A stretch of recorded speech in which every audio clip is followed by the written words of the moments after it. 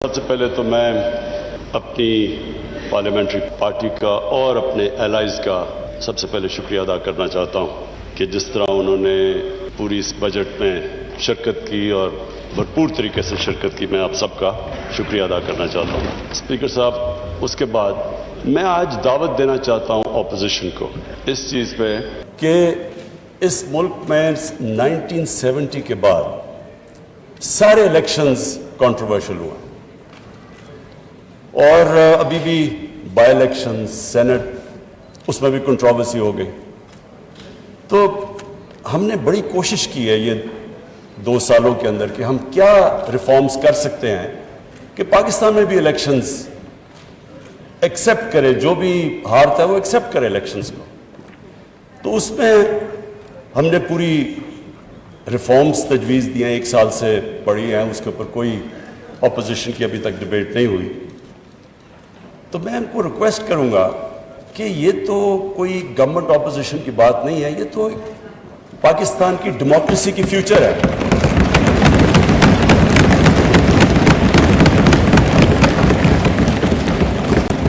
Speaker صاحب، کیونکہ میری 21 سال زندگی انٹرنیشنل کرکٹ میں گزری، تو میں صرف اپنے تجربے سے بتانا چاہتا ہوں کہ جب ہم کرکٹ کھیلتے تھے تو اپنے اپنے امپائر ملک کھڑے کرتے تھے، اور ہوتا کیا تھا کہ جو ہارنے والا ہے وہ ہار نہیں مانتا تھا، کہتے جو ہارتا تھا مخالف ملک میں جا کے وہ کہتے تھے جی امپائروں نے ہمیں ہرا دیا۔ اور مجھے فخر ہے اس چیز پہ کہ میں ایز پاکستان کیپٹن پوری کیمپین کی، اور پاکستان وہ ملک تھا جس نے کرکٹ ہسٹری میں پہلی دفعہ نیوٹرل امپائرز کھڑے کیے۔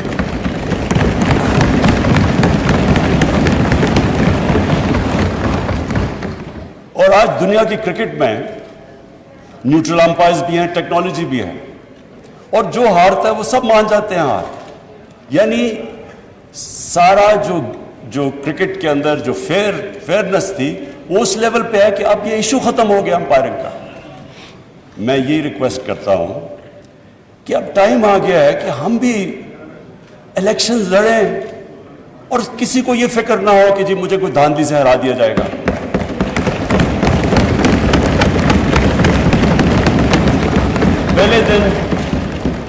پہلے دن میں نے تقریر کرنے کی کوشش کی، اپوزیشن نے نہیں کرنے دی، اور انہوں نے کیا کہا؟ انہوں نے کہا جی الیکشن ٹھیک نہیں ہوئے۔ جب الیکشن ٹھیک نہیں ہوئے تو بتانا تھا کہ کس طرح ٹھیک نہیں ہوئے۔ جب ٹرمپ نے کہا کہ الیکشن ٹھیک نہیں ہوئے تو ان کے میڈیا اور پبلک نے کہا کہ ثبوت دو کہ ٹھیک نہیں ہوئے۔ ہم نے جب 2013 کے الیکشن میں کہا ٹھیک نہیں ہوئے تو ہم نے 133 میں سے 4 حلقے ڈیمانڈ کیے تھے کہ ان کی رینڈم آپ ان کی آڈٹ کر دیں، اگر یہ ٹھیک ہے ہم الیکشن مان جائیں گے۔ ہمیں نہیں، ان 4 حلقوں کو نہیں کھولا گیا۔ ایونچولی عدالت میں جا کے کیس لڑ کے 2-2.5 سال کے بعد کھلے، 4 میں دھاندلی نکلی۔ تو میرا اسپیکر صاحب آج اپوزیشن کو یہ ہے کہ ہم نے پوری کوشش کی اور ہم اس نتیجے پہ آئے کیونکہ جوڈیشل کمیشن بیٹھی تھی 2015 کے اندر، اور اس جوڈیشل کمیشن کی فائنڈنگز تھی 2013 کے الیکشن کے اوپر، جو بھی انہوں نے کہا کہ بے ضابطیاں ہیں وہ ساری ہوتی تھی جب پولنگ ختم ہوتی تھی اور اس کے بعد جب رزلٹ اناؤنس ہوتا تھا۔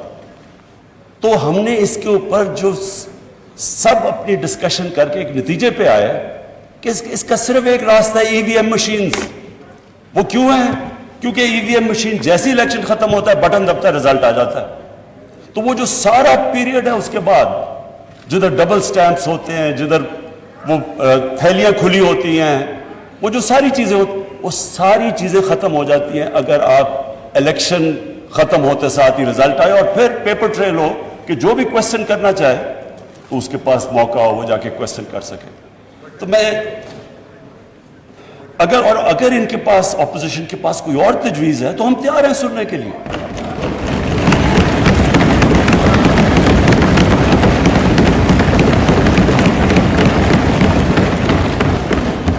لیکن یہ تو کوئی ہر الیکشن، اگر آج آپ کچھ اس پہ کوئی ریفارم نہیں کریں گے یہ تو پھر ہر الیکشن کے اندر یہی سلسلہ ہوگا، جس طرح بائی الیکشن، جس طرح سینٹ کے اندر۔ تو یہ ایک میری ریکویسٹ تھی۔ اچھا جی، اب میں اس بجٹ کے اوپر آتا ہوں. میں اس بجٹ کے اوپر بات کرنے سے پہلے اپنی ویژن کی بات کرنا چاہتا ہوں کہ ہماری ویژن کیا ہے پاکستان کی, اور جو بجٹ ہے وہ ریفلیکٹ کرنا چاہیے جو ایک ملک کی ویژن ہے. مجھے خوشی اس لیے, اور میں شوکت ترین آپ کو اور آپ کی ساری اکنامک ٹیم کو آج خراج تحسین اس لیے پیش کرتا ہوں کہ آپ نے جو میری ویژن تھی پاکستان کی اس کے مطابق آپ نے بجٹ بنایا.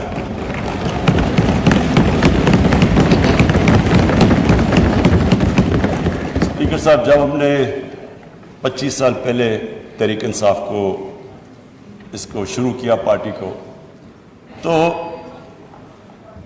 ہماری جو موٹیویشن تھی, جو میری موٹیویشن تھی, وہ ایک ہی تھی جو کہ نظریہ پاکستان تھا. نظریہ پاکستان آبجیکٹو ریزولوشن کے اندر بڑا کلیئرلی ڈیفائنڈ ہے, اسلامی فلاحی ریاست. یہ جو اسلامی فلاحی ریاست ہے, یہ نظریہ جو ہمارے فاؤنڈنگ فادرز تھے انہوں نے مدینہ کی ریاست سے لیا, کیونکہ وہ دنیا کی پہلی فلاحی ریاست تھی. اب اسپیکر صاحب, ہم نے یہ کیوں, میں ذرا سارے ہاؤس کے لیے, اپنے یوتھ کے لیے, سب کے لیے کہنا چاہتا ہوں کہ یہ کیوں ضروری ہے کہ ہم پاکستان اسی فاؤنڈنگ فادرز کی ویژن کے اوپر واپس جائیں. وہ اس لیے ضروری ہے اسپیکر صاحب کہ اگر اس ہمارے ملک کی ویژن سے ہم پیچھے ہٹ جاتے ہیں تو پاکستان کا مقصد ختم ہو جاتا ہے. پاکستان جب بنا تھا تو ہمیں یہ پتہ ہونا چاہیے کہ بہت زیادہ مسلمان ہندوستان میں رہ گئے تھے, لیکن انہوں نے بھی پاکستان کی حمایت کیوں کی تھی؟ کیونکہ جو ہمارے فاؤنڈنگ فادرز تھے, علامہ اقبال اور قائد اعظم, انہوں نے جو ایک ویژن دی تھی پاکستان کی, اس کی وجہ سے سارے ہندوستان کے مسلمان بھی متفق تھے کہ یہ ملک بننا چاہیے. اور وہ ویژن علامہ اقبال نے, اور جو مسلمان دنیا کے سب سے بڑا پچھلے 300-400 سال میں سب سے بڑے ذہن تھے, انہوں نے اس ویژن کے اندر جب کہا تھا کہ مسلمان جب بھی اٹھتا ہے, مسلمان کا سویلائزیشن مدینہ کی ریاست کے بعد جب بھی اٹھا ہے, وہ واپس گیا ان پرنسپلز کے اوپر جو ہمارے نبی صلی اللہ علیہ وسلم نے مدینہ کی ریاست میں اسٹیبلش کیے تھے. تو وہ پرنسپلز تھے جس کی وجہ سے ایک قوم اٹھی.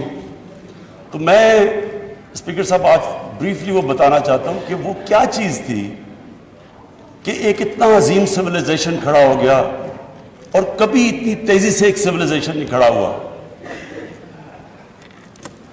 جب مدینہ پہنچے رسول اللہ, تو انہوں نے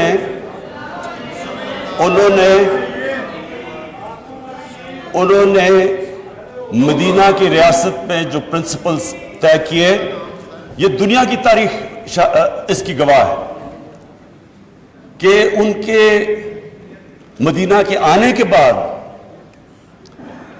13 سال کے بعد جو ایک سپر پاور تھی وہ ان کے سامنے اس نے گھٹنے ٹیکے, بیزنٹائن ایمپائر, اور 14 سال کے بعد پرشین ایمپائر ان کے سامنے گھٹنے ٹیک گیا. یہ تاریخ کا حصہ ہے. اور اس کے بعد جو وہ سویلائزیشن انہوں نے سیٹ اپ کیا, وہ دنیا کا سب سے عظیم سویلائزیشن تھا. اس نے صرف یہ نہیں کہ وہ دنیا میں پھیل گیا, انہوں نے جو سویلائزیشن سیٹ اپ کیا اس کی وجہ سے جو آج ماڈرن دنیا بنی ہے, وہ اس سویلائزیشن نے سارے جو گریک فلسفیز جو دنیا میں, جو ہندوستان میں فلسفیز تھی, ان کی ٹرانسلیشنز کی, ان کو ڈیولپ کیا. ہر فیلڈ میں وہ آگے نکلے, سائنس میں, میڈیسن میں.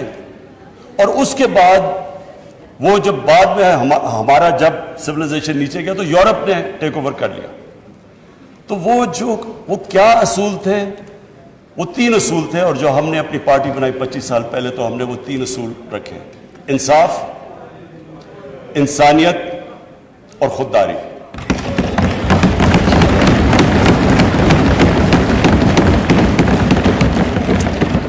اور یہ تین ہماری ویژن سٹیٹمنٹ میں ہے کہ ہم یہ سمجھتے ہیں کہ جو ہمارا بجٹ ہے وہ ریفلیکٹ کرنا چاہیے یہ تین پرنسپلز. اس سے پہلے میں آج اپنی اکنامک ٹیم کو خراج تحسین پیش کرتا ہوں. ہماری جو اکنامک ٹیم ہے اور جس میں جب سے ہماری گورنمنٹ آئی اور اب تک جس نے بھی ہماری اکنامک ٹیم میں شرکت کی سارے مستحق ہیں آج مبارک کے بھی اور خراج تحسین کے بھی.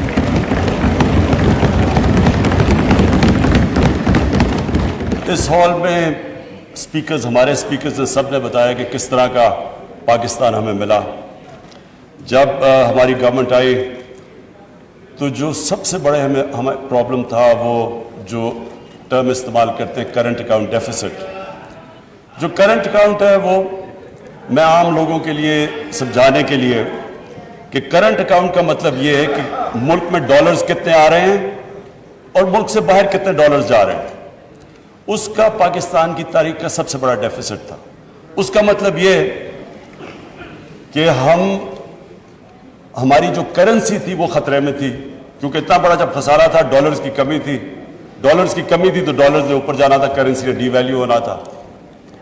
اس کے لیے جو سب سے بڑا ہمیں آتے ساتھ سروائیول کا جو شروع میں پیریڈ تھا, ہم سب نئے تھے, ٹیم نہیں تھی, تجربہ نہیں تھا, تو اس کے اندر اتنے بڑے کرائسس میں اس لیے اپنی ٹیم کو خراج تحسین پیش کرتا ہوں کہ ہم نے بڑے مشکل قدم اٹھائے اپنی اکانومی کو سٹیبلائز کرنے کے لیے. تکلیف دہ تھے اور اسپیکر صاحب وہ تکلیف دہ ایسے تھے کہ آپ ایک ملک اگر گھر کی مثال لے لیں, میں سب کے لیے ایک آسانی پیدا کرنا چاہتا ہوں کہ ہمارے سارے جو بھی آج دیکھ رہے ہیں سب کو سمجھ آ جائے کہ وہ کیا مشکل تھی پاکستان کو. ایک گھر مقروض ہو جاتا ہے, آمدنی اور خرچے میں بڑا خسارہ ہو جاتا ہے, کرایہ دار آ رہے ہیں, لوگ آ رہے ہیں پیسے مانگنے کے لیے, قرضے لیے ہوئے ہیں, تو وہ گھر کیا کرتا ہے؟ وہ صرف دو چیزیں کر سکتا ہے, اپنے خرچے کم کرتا ہے اور اپنی آمدنی بڑھانے کی کوشش کرتا ہے. تو جب وہ اپنے خرچے کم کرتا ہے تکلیف ہوتی ہے گھر کو. خرچے جب کم کرتا ہے, اگر آپ کے بچہ ایک اچھے سکول میں جا رہا ہے اس کو آپ کو نکال کے دوسرے اس سکول میں گورنمنٹ سکول میں ڈالنا پڑتا ہے. اگر آپ کا گاڑی ہے تو موٹر سائیکل ہو, اگر موٹر سائیکل ہے تو سائیکل لینا پڑتا ہے. وہ ایک جو بھی گھر اس سچویشن میں ہوتا ہے اس کو اس مشکل وقت سے گزرنا پڑتا ہے جب تک اس کی آمدنی اوپر نہیں آتی. تو ہمارے لیے وہ مشکل فیصلے کرنے تھے, لوگوں کو تکلیف ہوئی, عوام بڑی مشکل سے گزری اور کئی ابھی بھی گزر رہے ہیں. لیکن اس کے علاوہ جب ایک ملک مقروض ہو جائے اور جب ایک ملک اس مشکل میں پڑ جائے, اس کے علاوہ دوسرا اور کوئی راستہ نہیں ہے اس کا. کوئی بھی ملک لے لیں, جب ترکی میں پرائم منسٹر تب اردوغان آئے تو ان کو بھی جب ترکی کو جو وہ بھی قرضے میں ڈوبے ہوئے تھے ان کو بھی IMF کے پاس جانا پڑا, لیکن وہ بھی 2-3 سال مشکل وقت سے گزرے. تو مجھے آج یہ خوشی ہے کہ ہماری اکنامک ٹیم نے جس طرح کے فیصلے کیے, جس طرح ہم وہ چیلنجز لیے اور جس طرح ان چیلنجز سے نکلے. ایک تو اکنامک چیلنج تھا, دنیا میں باہر گئے, پیسے اکٹھے کرنے کی پوری کوشش کی. میں آج پھر اپنے وہ ملکوں کا شکر گزار ہوں جس طرح UAE نے ہماری مدد کی, سعودی عربیہ نے ہماری مدد کی, چائنا نے ہماری مدد کی.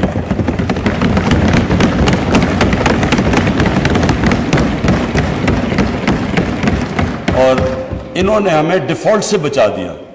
ڈیفالٹ کا بھی میں مطلب عام لوگوں کی یہ سمجھا دوں کہ ڈیفالٹ کا مطلب یہ ہوتا ہے کہ جب آپ اپنے لائبلٹیز آپ کے پاس پیسہ نہیں ہوتا لائبلٹیز دینے کا.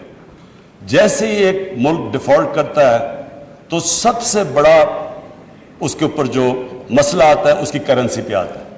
تو جیسے جیسے آپ کی کرنسی گرتی ہے ملک میں مہنگائی بڑھ جاتی ہے, غربت بڑھ جاتی ہے, ساری انویسٹمنٹ رک جاتی ہے.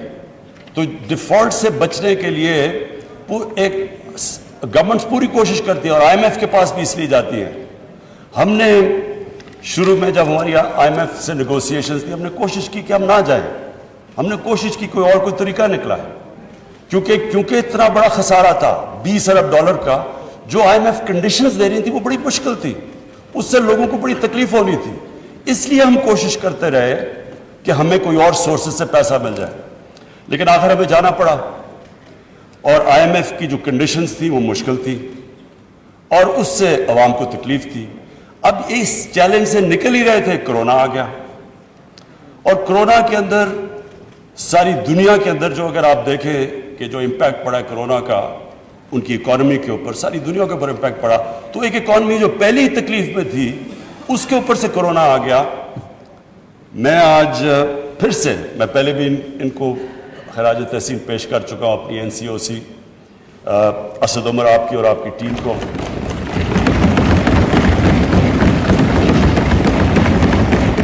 ڈاکٹر فیصل کو, اور اس میں پھر جتنی بھی کوآرڈینیشن تھی پاکستان آرمی, انہوں نے ہماری پوری مدد کی, ہم نے انٹیلیجنس پوری ان سے لی, جو بھی پھر ہم نے ہاٹ سپاٹس اور پھر ان کو لوگوں کو ٹریک اینڈ ٹریس, اور ڈاکٹر فیصل جس نے پوری ایکسپرٹ اوپینین ہمیں دیتا رہا کہ یہ دنیا میں یہ ہو رہا ہے تو آپ کو یہ جو بھی قدم ہمیں اٹھانے چاہیے. تو اس سے میں آج ہم سارے پاکستانی, ہم وہ خوش قسمت قوم ہے. اگر آپ ارد گرد دیکھیں, ایران میں دیکھیں بدقسمتی سے, ابھی افغانستان دیکھیں, ہندوستان دیکھیں, آج انڈونیشیا میں جو ہو رہا ہے, تو ساری, اور بنگلہ دیش میں جو صورتحال ہے, لاک ڈاؤنز لگا دی ہیں, اس کے مقابلے میں اللہ کا میں خاص طور پہ, کیونکہ اللہ نے, ہم انسان تو ایک سٹیج تک جا سکتا ہے, اس کے بعد تو اوپر والے کے اوپر چھوڑ دیتا ہے, اور اس نے ہمیں بچا لیا. ہم جس طرح نکلے اس سے,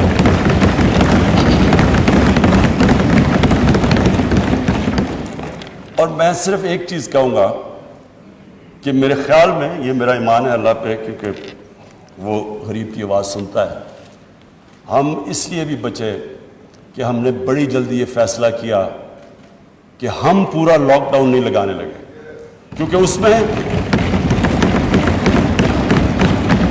اسپیکر صاحب ساری دنیا کا تجربہ ہے, فیکٹ سامنے آ گئے ہیں. لاک ڈاؤن سے جو غریب ہے, جو نچلا طبقہ ہے, وہ پس جاتا ہے. ساری دنیا کے اندر, امریکہ کے اندر فوڈ لائن, دنیا کا امیر ترین ملک, کھانے کے لیے لائنوں لوگوں کی لگی ہوئی تھی, کھانے نہیں تھے لوگوں کے پاس. ہر جگہ دنیا میں غربت بڑھی ہے جدھر لاک ڈاؤن لگا ہے. بڑا پریشر تھا ہمارے پہ, بڑی اپوزیشن کی ڈیمانڈ تھی کہ جی لاک ڈاؤن لگایا جائے. 2 مہینے بڑا برا بھلا بھی کہا گیا کہ جی ان کو سمجھ نہیں ہے, لاک ڈاؤن نہیں لگا رہے. لیکن میرا یہ مان ہے کہ جو ہم نے جو فیصلہ کیا, جی اسپیکر صاحب, جو فیصلہ کیا ہم نے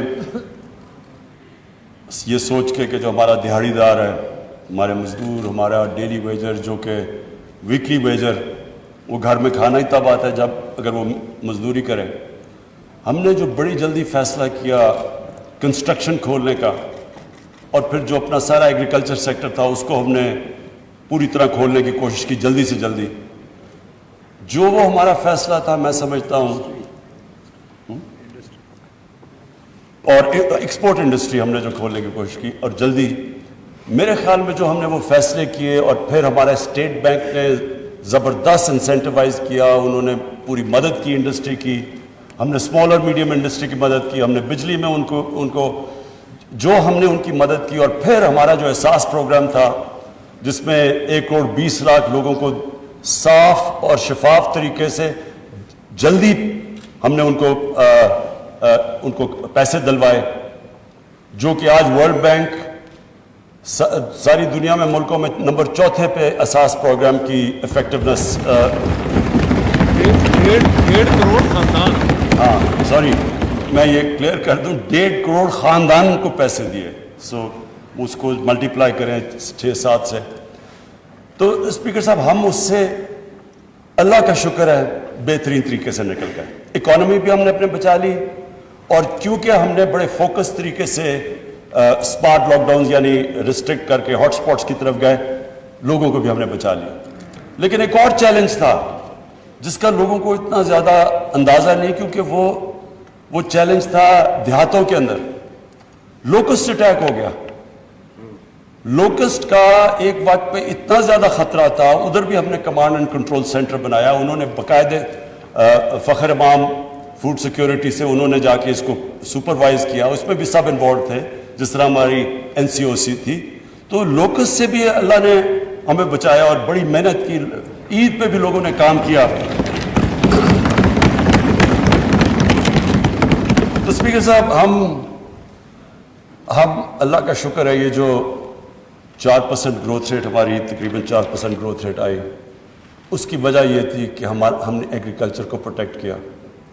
ایگریکلچر کے اندر ریکارڈ اس باری فصلیں آئیں, گندم کی, چاول کی, مکئی کی ریکارڈ فصلیں آئیں. اور جو گنا تھا اس کی بھی سیکنڈ ہائیسٹ اس کی بھی پیداوار ہوئی اس باری. اور اس کی وجہ سے ایک ساری اکانومی اٹھی. اور پھر جو ہم نے ایک بہت بڑا فیصلہ کیا, ہم نے یہ فیصلہ کیا کہ جو ہمارا جو کسان ہے, جو یہ شوگر ملز میں اپنے گنے لے کے جاتا ہے, کہ ان کو ٹائم پہ پیسہ ملے. یہ نہ ہو کہ ایک سال کے بعد پیسہ ملے اور پورا پیسہ ملے, جو سپورٹ پرائس ہے وہ پیسہ ملے. کیونکہ گورنمنٹ نے یہ انفورس کیا, پیسہ پہلی دفعہ شفٹ ہوا کسانوں کے پاس. کسانوں کے پاس پیسہ آیا, انہوں نے اپنی فصلوں پہ لگایا. اس کی ایک بہت بڑی وجہ کہ یہ جو ریکارڈ پیداوار ہوئی, ایک تو اللہ کا کرم ہے موسم بھی ٹھیک رہا, لیکن یہ بھی ہے کہ کسانوں کے پاس پیسہ آیا, وہ پیسے کو انہوں نے ری انویسٹ کیا. اور یہ اس سے ظاہر ہوتا ہے کہ اگر ہم اپنے ایگریکلچر کے اوپر, اور جو میں ابھی آگے آپ کو بتاؤں گا, کہ یہ ایک بہت بڑی جلدی ریزلٹس آ سکتے ہیں, جو بدقسمتی سے ہم نے اپنے ایگریکلچر پہ سالوں سے توجہ نہیں دی. یہ ایک سیکٹر ہے کہ اگر ہم اپنے کسان کا دھیان رکھ لیں, تو یہ آپ کے سامنے ہے, ابھی بھی یہ جو ریکارڈ پیداوار آپ کے سامنے ہے.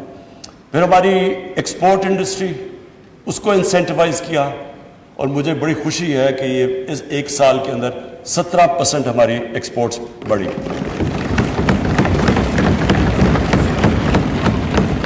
اسپیکر صاحب, جو جون کا مہینہ تھا, جون کے مہینے میں ہماری جو ایکسپورٹ صرف جون کے مہینے میں ہوئی وہ $2.7 ارب ہوئے, جو آل ٹائم پاکستان ریکارڈ ہے ایک مہینے کے اندر. اور پھر ہم نے جو اپنی کنسٹرکشن انڈسٹری کو انسینٹیوائز کیا, جو رکاوٹیں تھیں وہ دور کی. ہم نے باقاعدہ جو کنسٹرکشن انڈسٹری کے اندر لوگ تھے ان سے مذاکرات کر کے ہم نے ہر کوشش کی کہ ان کو انسینٹیوز دیے جائیں, کیونکہ جب کنسٹرکشن انڈسٹری چلتی ہے تو اس کے ساتھ, اور خاص طور پہ ہاؤسنگ, تو جتنے 30 انڈسٹریز ریلیٹڈ ہیں وہ ساری چلنی شروع ہو جاتی ہیں. تو اس کی بھی وجہ سے یہ جو گروتھ ریٹ ہماری بڑی آخر میں, یہ اللہ کا کرم تھا. اب آگے میں فیوچر میں بتا دوں, اس کے بعد واپس جاتا ہوں اپنی ویژن کے اوپر. دیکھیے فیوچر میں ہم بڑے کلیئر ہیں کہ اب پاکستان کا ڈائریکشن کیا ہے. ہماری جو گروتھ ہوگی وہ ایکسپورٹ لیڈ, ایکسپورٹس کے اوپر اب ہم پوری توجہ دے رہے ہیں. اور ابھی جو ہماری جو امپورٹس بڑھی ہیں اس کی ایک بہت بڑی وجہ یہ ہے کہ ایکسپورٹس کے لیے مشینری امپورٹ کی جا رہی ہے, اور یہ ٹائم لیگ کے ساتھ انشاءاللہ آپ دیکھیں گے کہ ہم پاکستان کی ریکارڈ ایکسپورٹس پہ پہنچ جائیں گے. دوسری چیز ہمارا ایگریکلچر سیکٹر, ایگریکلچر سیکٹر کے علاوہ جو میں انڈسٹری کے ایک اور بات کر دوں کہ اسمال اور میڈیم کے اوپر ہم اصل توجہ دے رہے ہیں. پہلے لارج اسکیل مینوفیکچرنگ کے اندر ہماری 9% گروتھ ریٹ ہوئی ہے. اسمال اور میڈیم کے اوپر پرابلم یہ ہے کہ ان کو بینکس قرضے نہیں دیتے. اب ان کے لیے فائنانس منسٹر طریقے ڈھونڈ رہے ہیں کہ ہم کیسے کے لیے پوری پالیسی ڈیوائز کریں, اور جو ریگولیشنز ہیں ان کو آسان کرتے جا رہے ہیں, کیونکہ اتنے زیادہ ریگولیشنز ہوتے ہیں وہ اسمال اور میڈیم انڈسٹری چلنے کا, اس کا وہ رجسٹری نہیں ہوتے ڈر کے ریگولیشن سے. تو اس کے اوپر پوری اب انسینٹیوائز کر رہے ہیں ان کو. جو ایگریکلچر ہے اس پہ ہم کئی چیزیں کر رہے ہیں. ایک تو پنجاب نے بڑا زبردست کام کیا, کسان کارڈ لے کے آ رہا ہے. کسان کارڈ سے ایک ڈیٹا بیس ہوگا, سارے کسانوں کو رجسٹر کر رہے ہیں ہم. اور جو چھوٹا کسان ہے, چھوٹے کسان کو جو 13 ایکڑ سے کم کسان ہے, اس کو ڈائریکٹ سبسیڈائز کریں گے, ان کو کھادوں کے اوپر, ان کی پیسٹیسائڈز کے اوپر. پھر اگر کوئی جس طرح بکھر میں ابھی میں نے سنا ہے کہ وہاں ان کی جو فیل ہو جاتی ہے, اب 3 سال سے ان کے جو چنے کی کراپ فیل ہوگی, ان کو ڈائریکٹ مدد کریں گے. تو یہ پہلی دفعہ کسان کارڈ کے ذریعے ڈائریکٹ مدد کریں گے اپنے کسانوں کے لیے. پھر جو بھی اس بار فائنانس منسٹر نے جو پیسہ رکھا ہے $60 ارب فیڈرل گورنمنٹ نے, اچھا سوری 60 ارب روپیہ جو ہماری فیڈرل گورنمنٹ نے رکھا ہے, جو پچھلی گورنمنٹ کے آخری سال میں 1.5 ارب تھا. تو یہ جو 60 ارب ہے اور اس کے اوپر جو 100 ارب کی چھوٹ دی ہے ٹیکسز کے اوپر ایگریکلچر سیکٹر پہ, کوشش یہ ہے کہ اب ہم ایگریکلچر سیکٹر کے اندر وہ کام کریں جو بہت پہلے کرنا چاہتے ہیں, ریسرچ, سیڈ ڈیولپمنٹ. یہ سب سے امپورٹنٹ ہے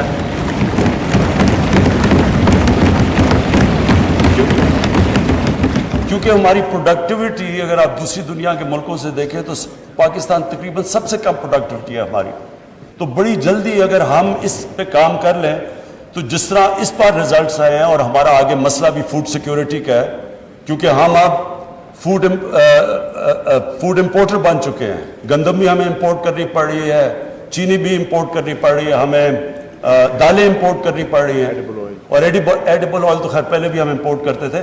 تو اب ہماری کوشش یہ ہے کہ ان کی پہلے تو اپنی پیداوار بڑھائیں تاکہ آگے بڑھتے ہوئے آبادی کے لیے ہم فوڈ سیکیورٹی پرووائڈ کریں, لیکن اس کے علاوہ اپنی پروڈکٹ, اس کے علاوہ جو کسان ہیں اس کو ڈائریکٹ چھوٹے کسان کو سبسیڈائز کریں, کیونکہ اصل ہمارا 70% تو چھوٹا کسان ہے, اور اس کا سب سے بڑا پرابلم ہوتا ہے اس کے پاس پیسہ نہیں ہوتا, وہ آرتی سے پھنس جاتا ہے. اور اس کی ہم نے کسان کی اور مدد کرنے کے لیے کیا فیصلہ کیا, کسان مارکیٹس.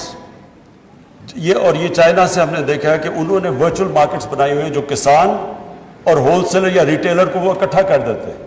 وہ ڈائریکٹلی کسان سپلائی کرتا ہے ریٹیل کو, اس کو لوگوں کو بھی سستی چیزیں ملتی ہیں, بیچ میں جو مڈل مین اڑ جاتا ہے, اور کسان کو بھی اونچی پرائس ملتی ہے. اس کے اوپر اب انشاءاللہ ہم پورا کام کر رہے ہیں. پھر جی پاکستان کا جو بڑا مسئلہ ہے دودھ. اب دودھ ایک ایسی چیز ہے جو کہ ایک بچوں کے لیے سب سے امپورٹنٹ نیوٹریشن ہے, پروٹین ہے. اب مسئلہ یہ بنا ہوا ہے, کیلشیم ہے. پرابلم ہمارا یہ ہے کہ جو کھلا دودھ بکتا ہے وہ زیادہ تر کنٹامنیٹڈ ہے, اور پھر جب ہم ان کو جو کنٹامنیٹ دودھ کو ہٹاتے ہیں تو اس کی قیمت اوپر چلی جاتی ہے. تو ہم اس نتیجے پہ آئے ہیں کہ اس کا سب سے آسان طریقہ یہ ہے کہ ان کی جینیٹک امپروومنٹ کریں گایوں کی اور بھینسوں کی, اور اس کے لیے ہم باہر سے اب یہی باہر سے امپورٹ کر رہے ہیں جو جس سے ان کی ہم جینز کو امپروو کر سکیں. انشاءاللہ یہ ہم سمجھتے ہیں کہ 1-2 سالوں کے اندر 2 سالوں میں اس کا امپیکٹ پڑ جائے گا, اور اس کے لیے ہم نے کافی پیسے رکھے ہوئے ہیں کہ ہمارا جو لائف سٹاک ہے وہ امپروو ہو. اتنی زیادہ ہمارے پاس گائے بھینسیں ہیں لیکن ان کی پروڈکٹیوٹی بہت ضرور. چائنا میں 6 گنا زیادہ ان کو وہی دودھ لیتی ہے گائے سے جس پاکستان کے مقابلے میں. تو اگر ہم دگنا بھی کر لیں تو یہ بہت بڑا امپیکٹ پڑ جائے گا ہماری جو امپورٹنٹ ہے دودھ سپلائی کے لیے. اچھا اسپیکر صاحب, اب میں واپس ریورٹ کرتا ہوں کہ پاکستان نے اگر آگے بڑھنا ہے تو ہمیں ان اصولوں کے اوپر واپس جانا چاہیے جس ویژن کے مطابق پاکستان بنا دے. جو 3 چیزیں ہیں, انسانیت, انصاف اور خودداری. سب سے پہلے تو مجھے اس بجٹ میں سب سے بڑی خوشی ہوئی کہ پاکستان کی تاریخ کا سب سے زیادہ پیسہ ہم نے سوشل پروٹیکشن کے لیے دیا.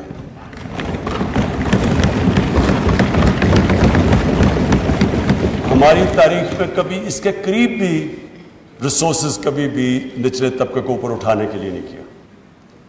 جو مدینہ کی ریاست میں جو اصول رکھا گیا تھا, پیسے نہیں تھے بھی ان کے پاس.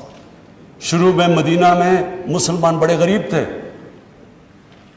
لیکن رسول اللہ نے, نبی صلی اللہ علیہ وسلم نے شروع میں ہی کہہ دیا کہ ہماری سب سے بڑی کوشش ہوگی کہ جو کمزور طبقہ ہے, جو بیوہ ہیں, جو یتیم ہیں, جو معذور ہیں, غریب ہیں, ان کو ریاست نے ان کی ذمہ داری لی تھی. یہ پہلی دفعہ دنیا میں ایک ویلفیئر سٹیٹ بنی تھی. تو پاکستان شروع سے ہی ہمیں جس طرف جانا چاہیے تھا ہم نہیں گئے, ہم دوسری طرف چلے گئے. ہم نے کہا پہلے پیسہ آئے گا پھر ویلفیئر سٹیٹ بنے گی, کہ جو اوپر سے جو वर्ड यूज किया जाता है ट्रिकल डाउन इफेक्ट होगा।